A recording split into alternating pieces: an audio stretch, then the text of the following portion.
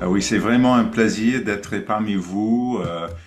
C'est bien d'attendre les nouvelles de Didier à Narbonne et bien sûr d'avoir M. Gris qui dirige les cantiques. Merci Raphaël pour la sermonnette et je souhaite un excellent jour de fête à tout le monde, bien sûr à Bordeaux et dans le monde entier. Nous avons des visiteurs de la France, bien sûr, de Canada, de l'Afrique.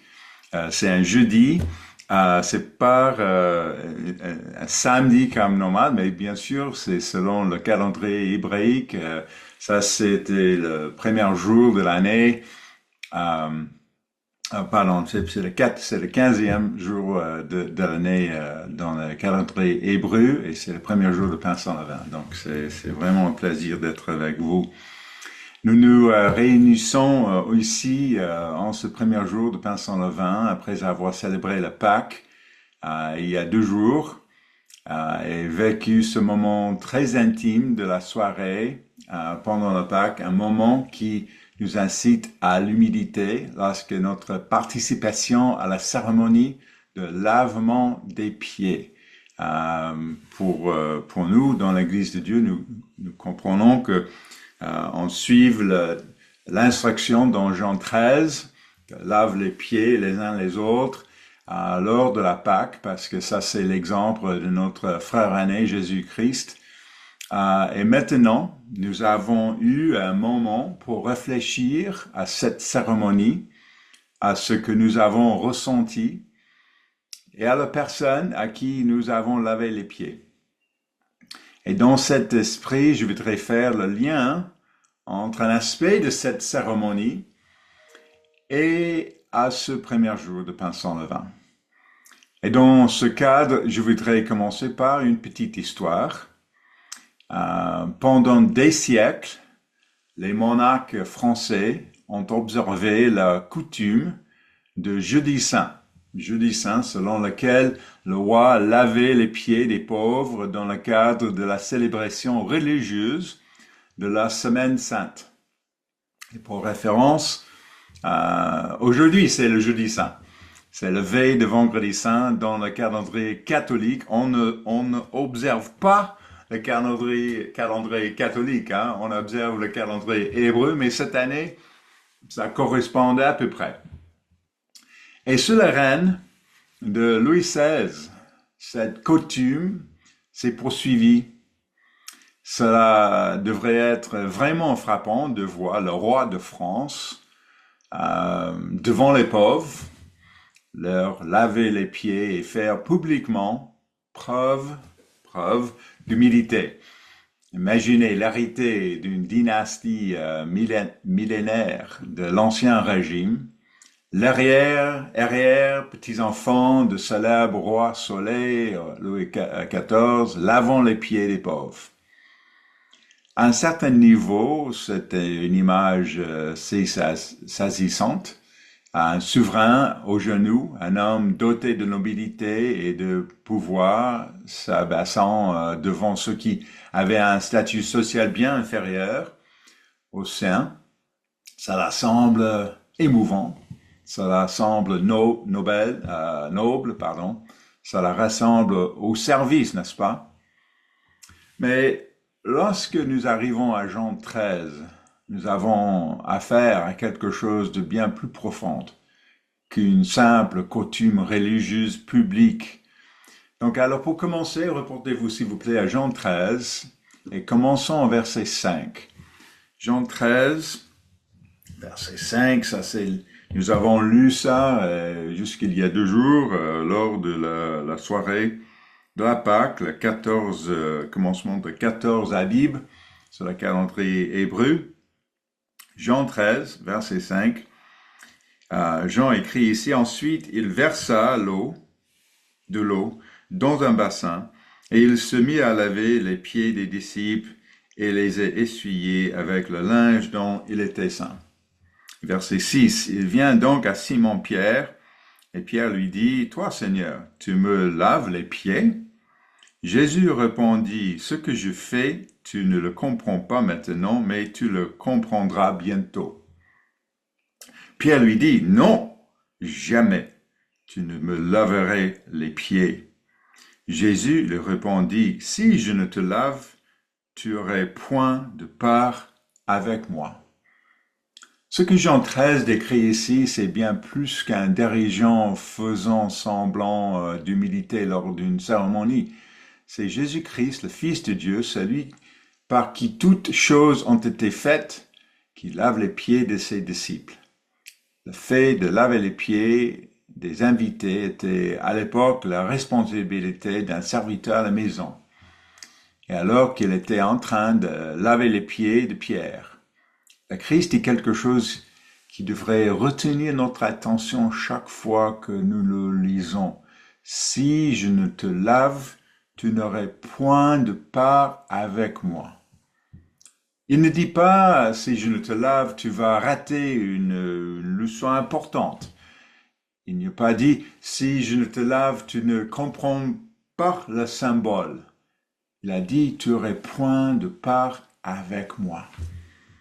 Il est donc clair qu'il ne s'agit pas seulement de l'humilité. C'est bien plus que ce que pratiquant Louis XVI. Il s'agit de communion. Il s'agit d'appartenance. Il s'agit de savoir si nous sommes rachetés ou non à notre frère aîné Jésus-Christ. En ce premier jour de pain sans levain, après avoir déjà pris part au lavement des pieds, après avoir déjà pris part au symbole de pain et de vin lors de la Pâque, il vaut la peine de se demander que signifie cet acte pour nous et comment s'inscrit-il dans notre cheminement spirituel alors que nous entrons dans ces jours de pain sans levain. Cet après-midi, j'aimerais aborder ces points en parlant non pas de quelque chose de lointain, ni de quelque chose de purement historique, mais de quelque chose qui définit notre vie chrétienne en ce moment même. Plus précisément, nous examinons 3 points. Pourquoi la purification par le Christ est essentielle à notre relation avec lui? Cette purification de lavement ici. Comment cette purification est liée à notre responsabilité d'ôter le péché, comme les jours de pain sans levain le commandent. Et finalement, comment le lavement des pieds donne l'exemple d'humilité dont nous aurons besoin si nous voulons travailler ensemble avec nos frères et sœurs dans l'Église. Et bien sûr, dans le monde entier. À la fin de ce sermon, j'espère que vous aurez une meilleure compréhension de la cérémonie de lavage des pieds et de ce que signifie être lavé par le Christ. Pour un titre aujourd'hui, le titre c'est « Je ne te lave ». Je ne te lave, et bien sûr, il y a le reste. Je ne te lave. Alors, passons donc au premier point. Le lavement des pieds par le Christ est essentiel si nous voulons lui appartenir. Revenons ici au verset 8. Pierre lui dit, « Non, jamais tu ne me laverais les pieds. » Et Jésus répondit, « Bien sûr, si je ne te lave, tu n'aurais point de part avec moi. » Ce sont des mots forts. La publication en anglais, Topical Lexicon, dit ceci à propos de Jean 13, verset 8. Jean reporte que Jésus a averti Pierre, « Si je ne te lave, tu n'aurais point de part avec moi. » démontrant ainsi que la communion avec le Christ est accordée et non méritée, et qu'elle ne peut pas être contournée. Apocalypse 20, verset 6 renforce cette idée. Donc, c'est pas nécessaire d'y aller. Je peux citer, je crois que nous sommes assez courants avec cette citation dans l'Apocalypse 20, verset 6. Il dit, « Heureux et saints sont ceux qui ont part à la première résurrection. » Et bien sûr, le Pâques déclenche le cycle. C'est la Pâques, c'est les jours de pain sans levain, c'est la Pentecôte. Finalement, c'est les jours d'automne, les jours saints, de la fête des trompettes. Alors, la première résurrection. Tandis que les impénantes ont leur place dans les temps brûlant de feu et de soufre. Et il y a aussi une autre citation dans cette référence, même référence, c'est l'Apocalypse 21, verset 8. Et je continue à citer, le terme englobe donc à la fois l'héritage glorieux des saints, et le sort effroyable des méchants. La réaction de Pierre était peut-être compréhensible.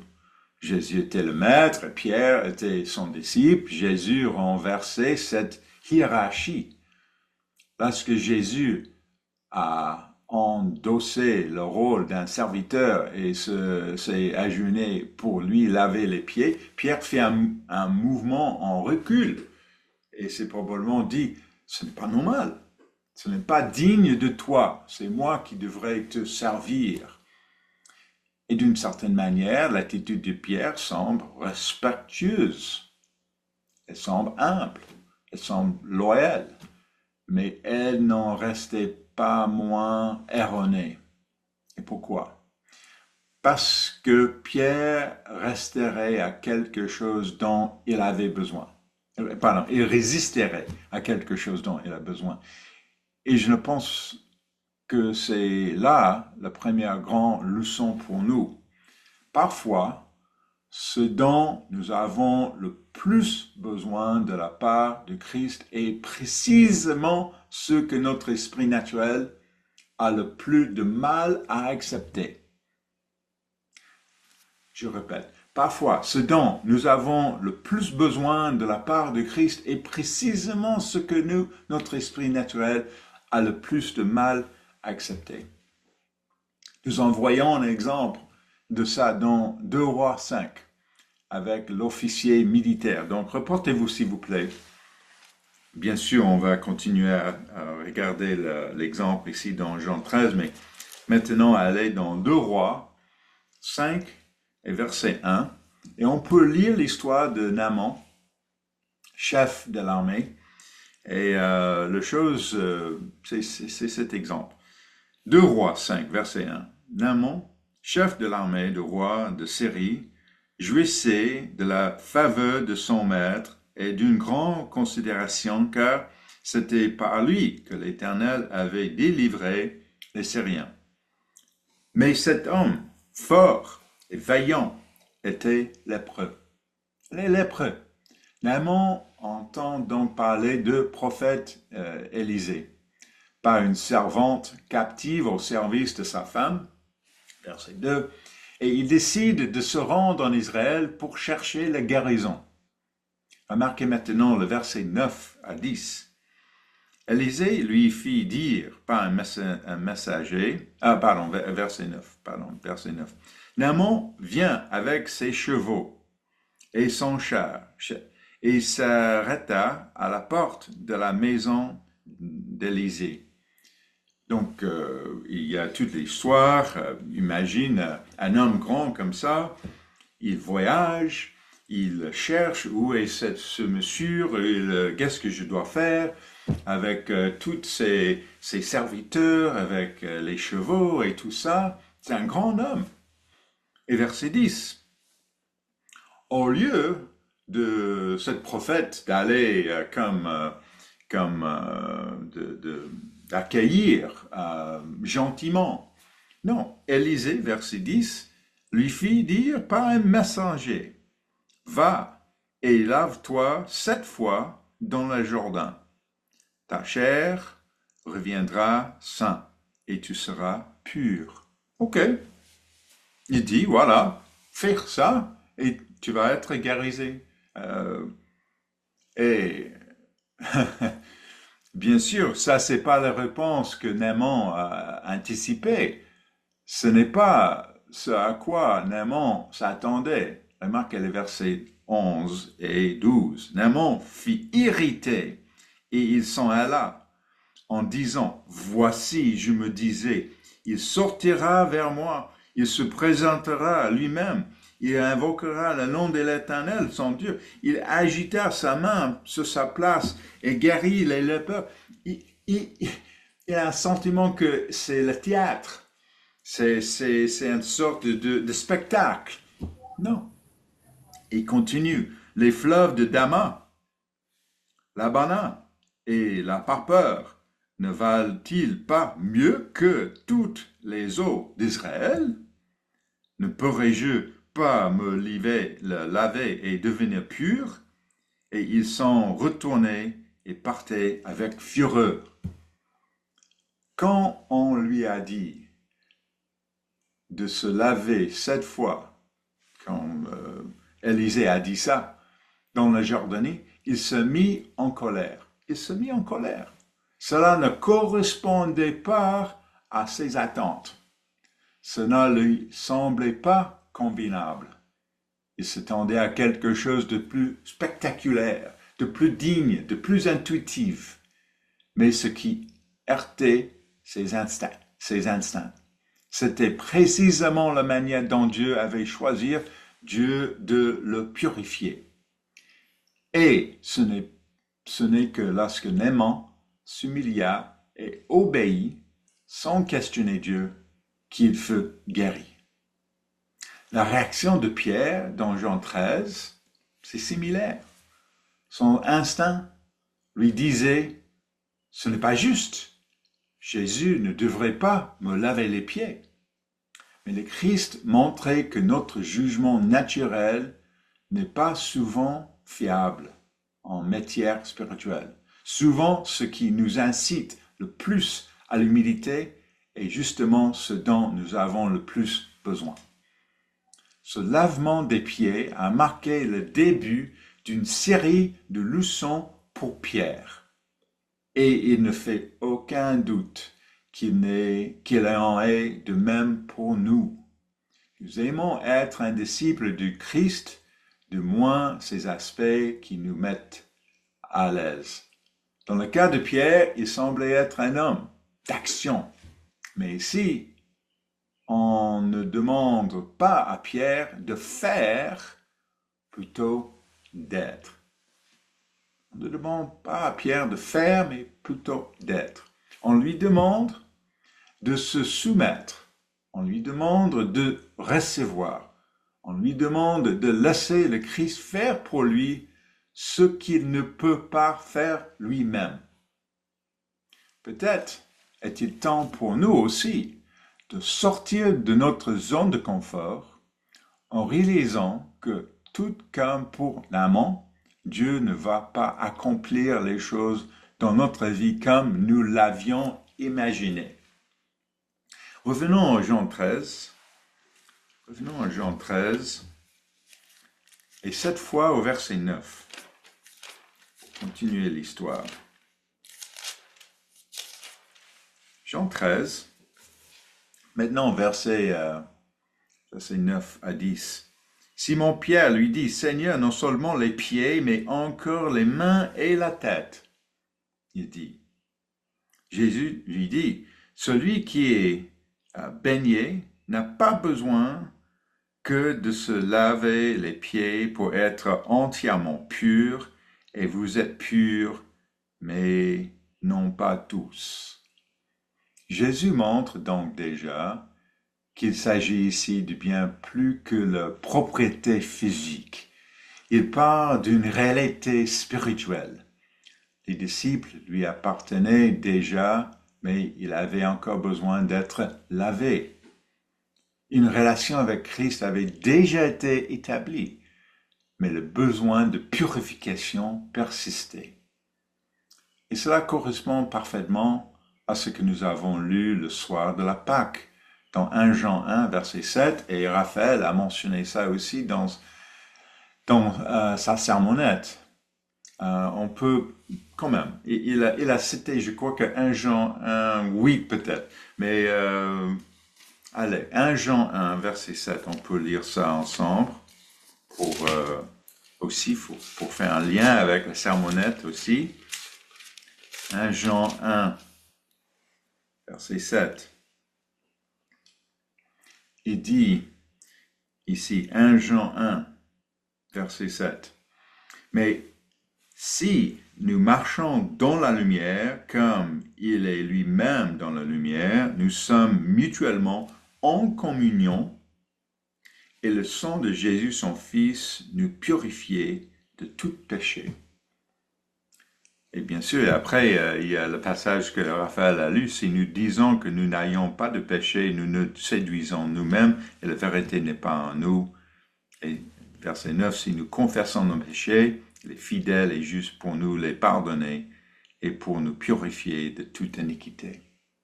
Ce passage ne dit pas simplement que Christ nous a purifiés une fois pour toutes. Le temps utilisé ici implique que ce sang continue de nous purifier. C'est un temps présent. Il y a une réalité continuelle dans cette purification.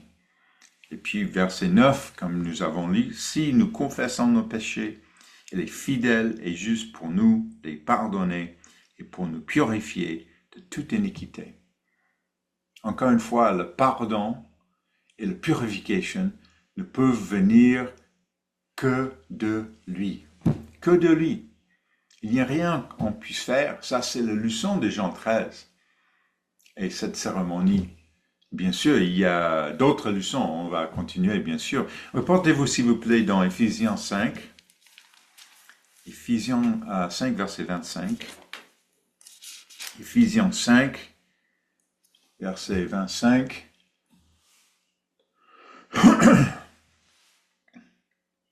Éphésiens 5, verset 25. Marie, ça c'est le contexte du mari-femme, mais il y a quelque chose d'important pour nous ici. Marie, que chacun aime sa femme, comme Christ a aimé l'Église et s'est livré lui-même pour elle. Enfin, verset 26, enfin de la sanctifier en le purifiant et en le lavant par l'eau de la parole, pour faire paraître devant lui cette Église glorieuse, sans tache, ni ride, ni rien de semblable, mais sainte et irréprochable.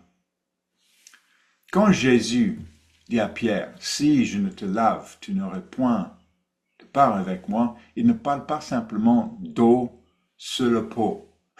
Il parle de ce que lui seul peut accomplir en nous. Il parle de la purification, de pardon, de sanctification, d'une communion continuelle.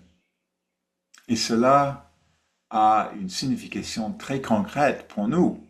Cela signifie que le christianisme n'est pas seulement une question d'amélioration personnelle.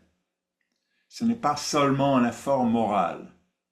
Ce n'est pas seulement une discipline religieuse.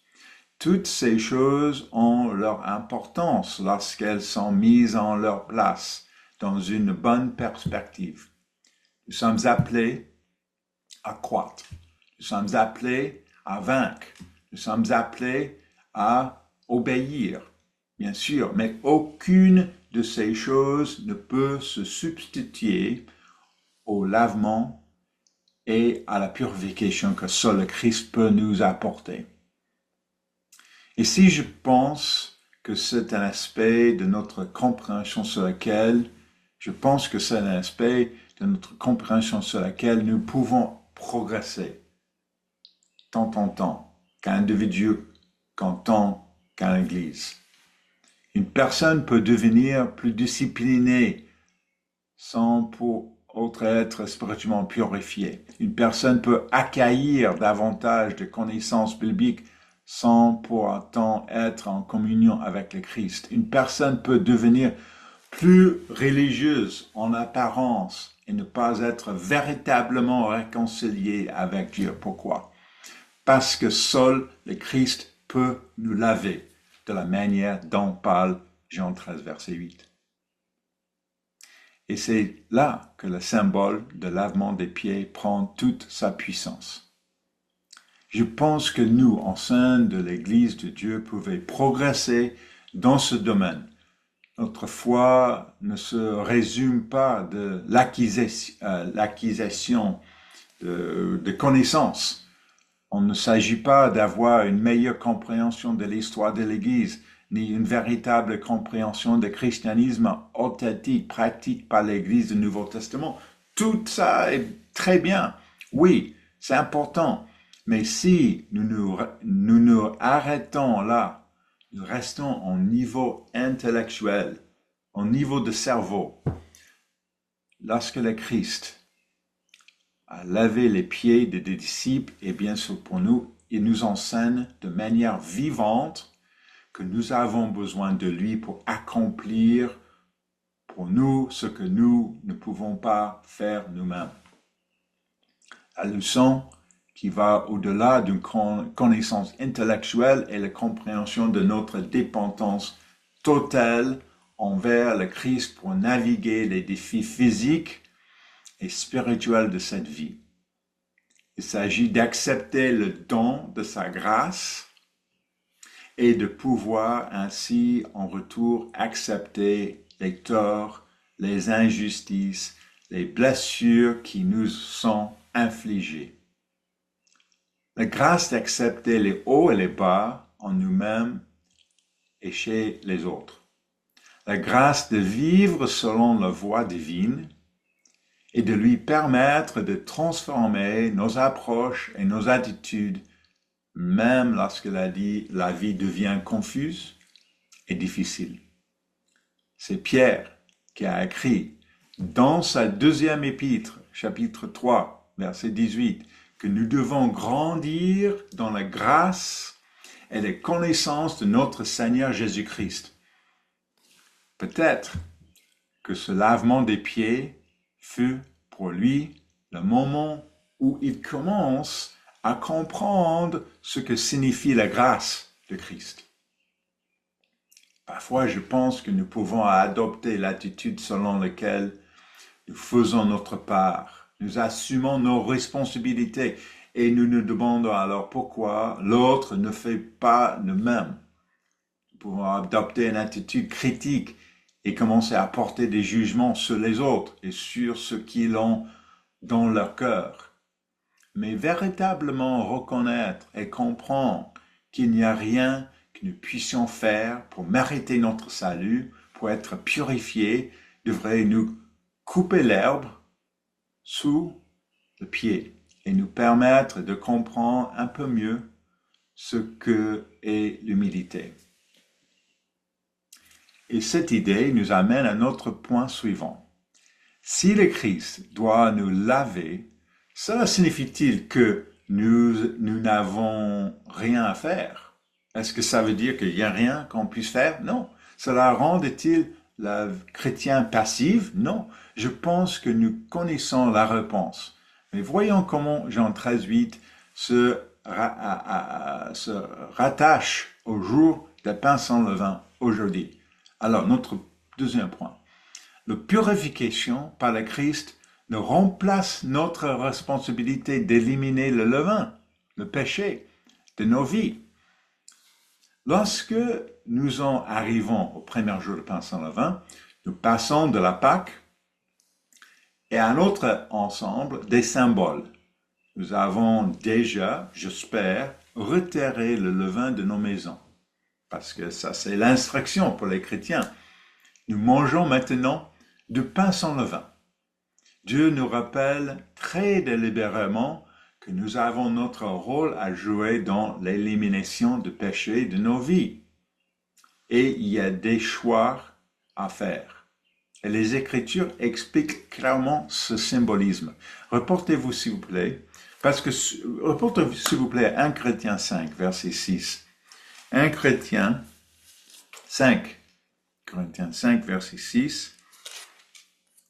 Souvent, quand je parle avec des amis qui n'ont pas dans l'Église, j'ai l'impression que les jours de pain sans levain, qu'est-ce que ça veut dire? Ça, c'est quelque chose de très ancien d'Israël, l'Ancien Testament, nous sommes des chrétiens de Nouvelle Alliance.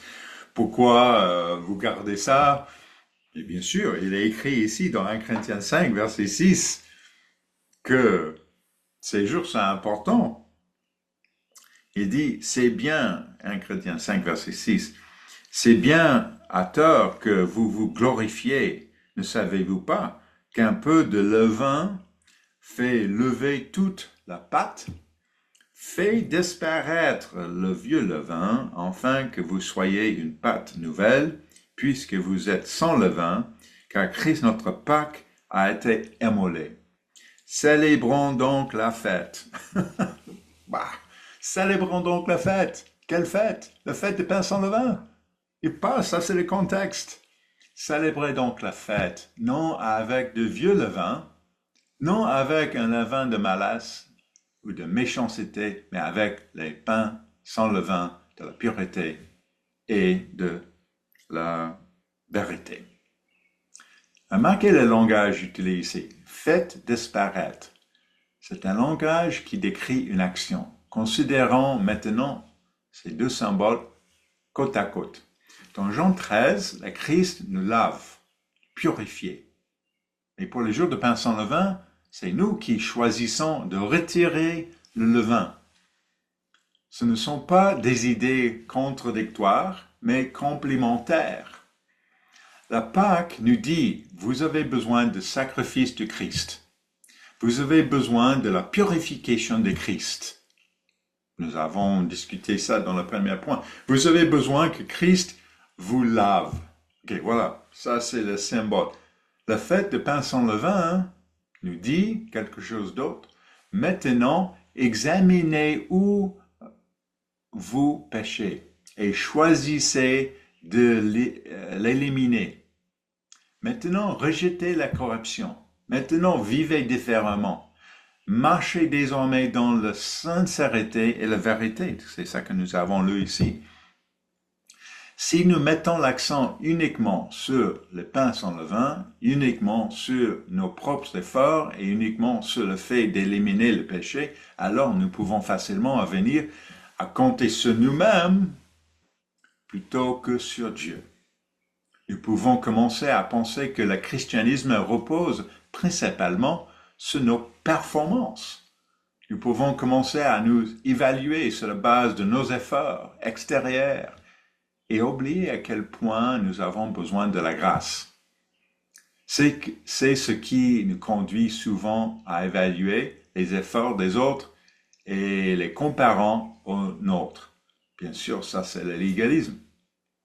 Toutefois, si nous mettons l'accent uniquement sur la purification par le Christ et ignorons notre responsabilité d'éliminer le levain, alors nous gaspillons la grâce de Dieu et risquons de négliger la vérité de la loi de Dieu et son mode de vie. La Bible n'enseigne aucun de ces deux extrêmes. Reportez-vous à Philippiens 2, verset 12. Philippiens 12, Philippiens 2, verset 12. On parle de, bien sûr, la loi et la grâce. On parle de les choses que Christ fait pour nous et les choses que nous devons faire. Reportez-vous encore une fois. Philippiens 2, verset 12. Philippiens 2, verset 12, pour voir l'équilibre dont je parle ici. Verset 12. Ainsi, mes bien-aimés, comme vous avez toujours obéi, mettez en œuvre votre salut avec crainte et tremblement, non seulement comme en ma présence, mais bien plus encore maintenant que je suis absent. Car c'est Dieu qui produit en vous le vouloir et le faire selon son bon plaisir. Alors, comment ces symboles travaillent-ils ensemble? Le symbolisme de pain sans levain nous rappelle que le péché n'est pas simplement quelque chose dont il faut excuser, quelque chose qu'il faut simplement gérer ou avec lequel on peut vivre plus ou moins confortablement. Il faut choisir de l'identifier, choisir de le rejeter, il faut choisir de l'éliminer. Et c'est justement la puissance de la grâce de Christ, le fait de savoir et de croire que nous pouvons être lavés et pardonnés, qui nous donne la force de faire ces choix. Mais le symbolisme de lavement des pieds nous rappelle que même si nous choisissons d'éliminer le péché, nous ne pouvons pas nous purifier nous-mêmes devant Dieu sans le Christ. C'est une distinction très importante. Nous éliminons le levain qui symbolise le péché, Christ élimine la punition que le péché engendre. Nous nous repentons. Christ pardonne. Nous repentons à Christ, il nous réconcilie avec Dieu. Ce qu'il fait lui, nous ne pouvons pas le faire.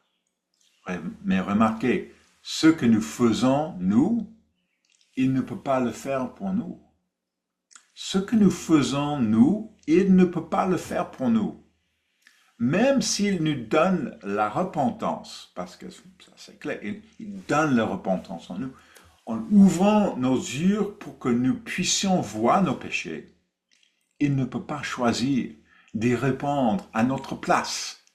Il ne peut pas agir pour éliminer le péché de nos vies. Comme un parent, Dieu veut que ses enfants choisissent de répondre à ses instructions en lui obéissant. Réfléchissez à nouveau au symbolisme en lui-même. Lorsque nous retirons le levain, nous agissons de façon active. On le cherche, vérifier. On l'ôte de nos maisons. Cela met l'accent sur notre responsabilité. Et dans le lavement des pieds, c'est nous qui sommes lavés. C'est nous qui devons recevoir, c'est nous qui devons nous humilier suffisamment pour accepter que nous avons besoin d'être purifiés. Il est plus facile de dire, Dieu, voici ce que je fais pour toi, donc bénis-moi, s'il te plaît, bénis-moi, que de dire, Dieu, purifiez-moi et aide-moi, car je ne peux pas y arriver toute seule. Jean 13, verset 8, nous amène précisément à ce point-là. Et puis, viennent aussitôt les jours de pain sans levain, qui nous disent, et maintenant, puisque le Christ vous a lavé, marchez différemment. Ne gardez pas le levain à sa place. Ne retombez pas dans vos anciennes habitudes. Ne permettez pas au péché de se propager. Cela nous amène, j'espère, à mon troisième point aujourd'hui dans ce sermon. Si le Christ dont nous lavé, et si cela reste vraiment aujourd'hui, alors en quoi notre participation à la cérémonie de lavement des pieds nous relie-t-il à ces jours de pain sans levain? Ok, le lavement, point 3. Le lavement des pieds donne l'exemple de l'humilité dont nous aurons besoin si nous voulons travailler ensemble avec nos frères et sœurs dans l'Église. Et comme j'ai mentionné aussi, bien sûr, dans le monde entier, l'exemple de l'humilité dont nous aurons besoin si nous voulons travailler ensemble avec nos frères et sœurs dans l'Église. Que lisons-nous dans 1 Corinthiens 5 à propos de ces jours? Donc, reportez encore une fois 1 Corinthiens 5, maintenant verset 2. Première lettre aux chrétiens, Corinthiens. Maintenant verset 2. Nous avons lu verset 6 à 8, bien sûr, qui dit que nous devons garder la fête. On peut lire un petit peu de contexte maintenant dans 1 Corinthiens 5, verset 2. Il dit, « Et vous êtes enflés d'orgueil, et vous n'avez pas été plutôt dans l'affliction, afin que celui qui a commis cet acte soit ôté du milieu de vous. » C'est le contexte d'un monsieur qui a commis un grand péché, qui est toujours parmi eux. Et la réaction de l'apôtre Paul, c'est de dire que les gens, les frères et sœurs dans l'église à Corinthe, étaient enflés d'orgueil. Le levain, c'est l'orgueil. C'est la métaphore parfaite de l'orgueil. L'orgueil détruit notre capacité d'interagir correctement avec les autres. Encore une fois, l'orgueil détruit notre capacité d'interagir correctement avec les autres. Elle obscurcit notre jugement et nous empêche d'avancer dans une vie en Dieu et en Christ. C'est pourquoi Paul dit aux chrétiens, et à nous aujourd'hui, au verset 7, faites disparaître le vieux levain. C'est ça qu'il a dit. Et célébrez donc la fête avec le pain sans levain de la sincérité et de la vérité. Alors, le levain, c'est une métaphore de péché et précisément de pain qui gonfle.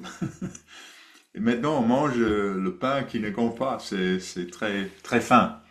Revenons, s'il vous plaît, à Jean 13 pour continuer l'histoire ici dans Jean 13. Maintenant, en verset 14. Jean 13. Maintenant, verset 14. Il dit, si donc je vous ai lavé les pieds, moi, le Seigneur et le Maître, vous devez aussi vous laver les pieds les uns aux autres. Les uns à l'autre. C'est pour ça que on suit cette instruction lors de la soirée de la Pâque, 14 Abib, qu'au commencement, on lave les pieds les uns les autres. Si vous étiez tout seul à la maison, je sais que peut-être c'est pas possible. J'espère que si vous êtes un visiteur, j'espère que on peut parler davantage de ça parce que c'est une cérémonie pour les membres baptisés de l'Église qui a déjà accepté Christ en tant que maître et souverain, sacrificateur dans leur vie. Mais voilà, ça c'est l'exemple, ça c'est l'instruction. Le Christ n'avait pas l'intention que le lavement des pieds tombe dans l'oubli. Il a donné comme exemple à ses disciples afin qu'ils le fassent à perpétuité, bien sûr, avant qu'il arrive en gloire. L'attitude de l'humilité nécessaire pour laver les pieds de nos frères et sœurs est ce que Dieu recherche dans son Église. Et si nous le vivons véritablement, c'est pour nous un moyen très concret de mesurer nos progrès. Mais qu'a dit Pierre? Jamais tu ne me laverais les pieds. Et à ce moment-là, Pierre s'est apposé à la voix de Christ. Il essayait de définir la situation selon ce qui lui semblait juste, selon sa propre orgueil et son intuition humaine. Et le Christ l'a corrigé. En effet, Jésus a dit, Pierre, si tu veux avoir une part avec moi, tu dois accepter ce dont j'estime que tu as besoin. Ce n'est pas toi qui détermine les conditions nécessaires, c'est moi. Dans le monde moderne, on observe parfois cela chez une personne aux prises avec une dépendance d'alcool par exemple. Très souvent, le tournant véritable ne survive que lorsque la personne admet qu'elle a un problème. Et lorsqu'elle accepte enfin de ce fait, je ne peux pas régler cela toute seule. Et je ne peux pas dicter les conditions de mon propre rétablissement. Elle peut vouloir être libérée de la drogue tout en conservant le contrôle de comment cette libération prend place. Elle peut vouloir de l'aide, mais uniquement selon ses termes. Pourtant, un changement durable ne commence souvent que lorsqu'elle renonce à cette illusion de contrôle, accepte l'aide des autres et se soumet à un processus qu'elle n'aurait jamais conçu d'elle-même. Ce n'est pas une comparaison parfaite, je sais, mais cela nous aide à comprendre la réaction de Pierre dans Jean 13. Pierre voulait rester en relation avec Christ, mais il résistait instinctivement à la forme même que prenait l'aide de Christ. Et la réponse de Jésus a été sans évoque. Si Pierre voulait rester avec lui, il devait accepter le lavement de ses pieds par le Christ, selon les conditions de Christ. Selon les conditions de Christ. Lorsque nous participons au lavement des pieds, nous affirmons notamment, j'accepte le jugement de Christ concernant mon besoin. J'accepte de venir à lui à ses termes et conditions. Alors, reportez-vous maintenant à Philippiens 2, verset 3, parce qu'on peut voir l'exemple de l'humilité, parce que c'est vraiment un enseignant puissant, non à cause de ses mots, mais à cause de les actions de Christ. Philippiens 2, verset 3. Philippiens 2, verset 3. Ne faites rien par l'esprit de parti ou par vaine gloire, mais que l'humilité vous fasse regarder les autres comme étant au-dessus de vous-même. Que chacun de vous, au lieu de considérer ses propres intérêts, considère aussi ceux des autres. Et, verset 5, ayez en vous le sentiment qui était en Jésus-Christ. Ça, c'est le sentiment. Existant en forme de Dieu, il n'a point regardé son égalité avec Dieu comme une proie à arracher, mais il s'est dépouillé lui-même en prenant une forme de serviteur. Une forme de serviteur qui lave les pieds de ses disciples. Ça, c'est une sorte de forme de serviteur aussi. Ça, c'est un exemple. Et devenant semblable aux hommes, et il a paru comme un vrai homme. Il s'est humilié lui-même, se rendant obéissant jusqu'à la mort, même jusqu'à la mort de la croix. Ce sont là les paroles de Christ. C'est ce qu'à quoi nous devons aspirer. Jésus n'a pas seulement dit qu'il nous laverait les pieds, il a dit à ses disciples de se laver les pieds les uns les autres. Ça signifie que la cérémonie n'est pas seulement verticale entre nous et Christ, elle comporte également une leçon horizontale entre nous, les uns et les autres. Cela nous rappelle, je ne suis pas au-dessus de mon frère, je ne suis pas au-dessus de ma sœur. J'ai besoin de grâce et eux aussi. J'ai besoin de miséricorde et eux aussi. Je suis appelé à servir, non à m'exalter moi-même. Et mes frères, cette leçon ne perd jamais son actualité. Alors pendant ces jours de pain sans levain, réfléchissons surtout à quel point l'humilité est essentielle. Nous pouvons avoir raison sur le fond d'une question. Nous avons raison, mais nous tromper complètement dans notre approche et la manière dont nous la présentons à nos frères et sœurs dans l'Église. Donc, nous avons raison, mais pas raison en même temps. Nous pouvons blesser, voire détruire une relation, tout en pensant que notre raisonnement est logique et correct. Il est possible de prendre très au sérieux la lutte contre le péché, tout en se montrant dur envers notre frère. Il est possible de se concentrer sur l'obéissance à Dieu, tout en perdant la tendresse et la douceur que nous devons avoir envers les autres. Nous pouvons être tellement attachés à une certaine façon de faire que nous ne réalisons pas qu'il nous faut faire preuve d'humilité pour accepter que Dieu essaie peut-être de nous montrer quelque chose de nouveau. Parfois, notre identité est liée à une manière spécifique de faire les choses. Mais le Christ vient et bouleverse notre monde. Une histoire que j'ai entendue lorsque j'ai travaillé chez la grande compagnie Intel dans les années 90 concernant une crise à laquelle l'entreprise avait été confrontée. À l'époque, je crois qu'il y avait à peu près 60 000 employés dans l'entreprise. C'est le plus grand fabricant des puces du monde. Maintenant, Intel a des difficultés. Ça, c'est une histoire il y a 40 ans. Mais à l'époque, l'entreprise avait été bâtie sur la construction de puces mémoire. Mais cette activité était en plein bouleversement.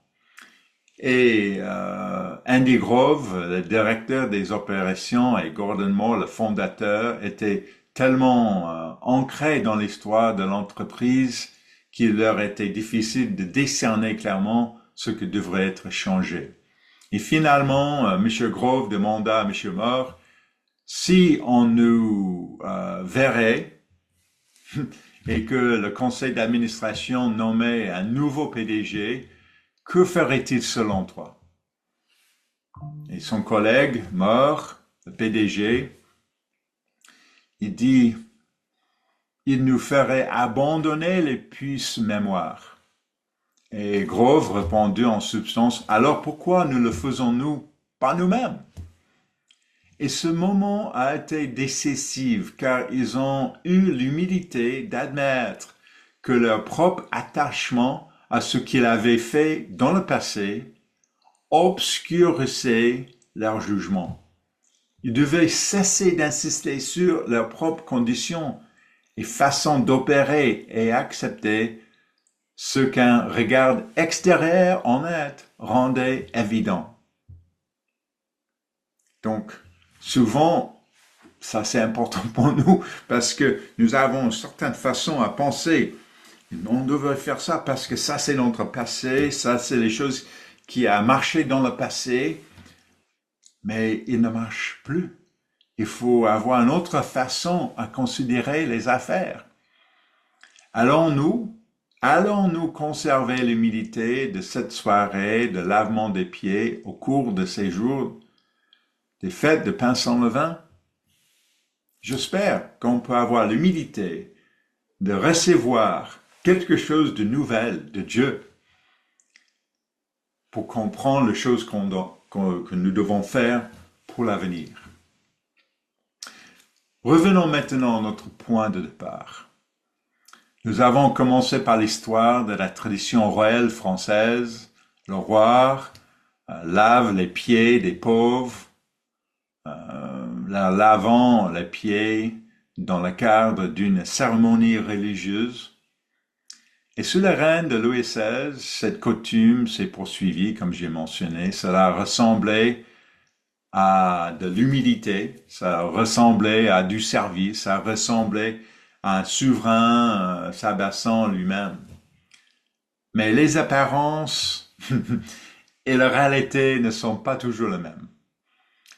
Cette cérémonie qu'il pratiquait n'était rien d'autre qu'une tradition catholique qui n'avait aucun impact sur la façon dont il régnait. Louis XVI a eu à plusieurs reprises l'occasion de servir véritablement, de céder, de changer, d'agir avec détermination pour le bien du peuple français plutôt que de préserver les structures de pouvoir royal dont il avait hérité. Mais il ne les a pas saisis. Les temps changeaient lors de son époque. Les temps changeaient, bien sûr. Le monde change autour de lui. Mais il ne change pas. Il n'aurait pu changer avec eux. Et au final, l'histoire ne se souvient que très peu de son lavement des pieds. Elle ne se souvient que la fin de la monarchie française, dans laquelle il a joué un rôle clé.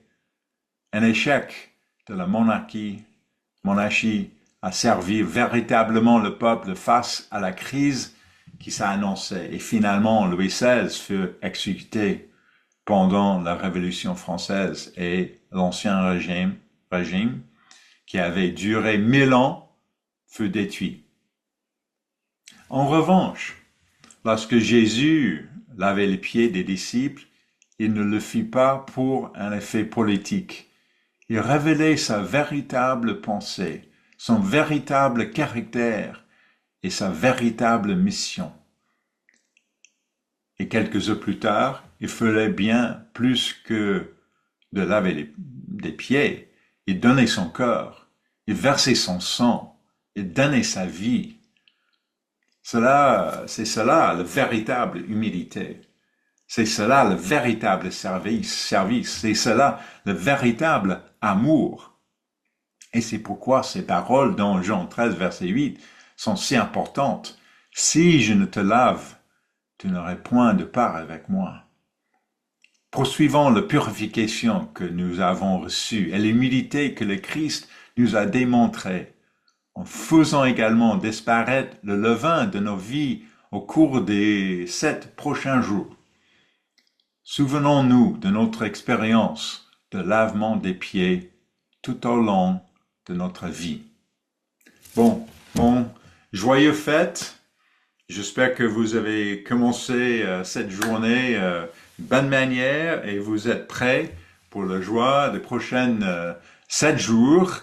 N'oubliez pas de manger le pain sans levain et d'éviter le pain avec le vin, bien sûr, qui est un symbole de péché lors de ces 7 jours. Et joyeux fête.